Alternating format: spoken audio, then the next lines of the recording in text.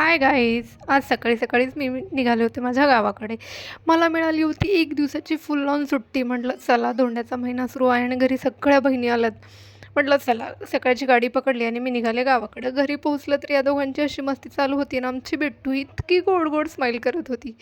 या धोंड्याच्या महिन्यात आईची ओटी भरायची होती म्हणून माझ्या ताई त्यांनी आईची ओटी भरायला घेतली. असं छोटं बस स्वीट असं आम्ही डेकोरेशन केलं होतं. त्यानंतर मोठ्या ताईने आईची ओटी भरली आणि माझ्या मोठ्या आईची माझ्या छोट्या ताईने आईची ओटी भरली. तिचा आशीर्वाद घेतला.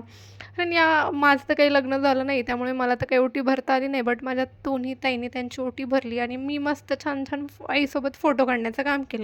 आणि हे आमचं आहे छोटंसं वर्ल्ड. यात माझा भाऊ मिसिंग आहे कारण तो नोकरीनिमित्त बाहेर असतो. आम्ही छान फोटो काढले आणि ही माझी मावशी जी आईपेक्षाही जास्त जिने आमचा सांभाळ केला आहे तिची ही ओटी माझ्या ताई त्यांनी भरून घेतली. तिच्याहीसोबत मस्त असे गोड-गोड फोटोज आम्ही काढले आणि या दोघी बहिणी स्माईल करायचं म्हटलं की दात दिसतात नको गं म्हणणाऱ्या आमच्या आई आणि माझी मावशी. मग काय आम्ही अशी सेल्फी छान घेतली, फुल फोटो फुल फॅमिली म्हणत.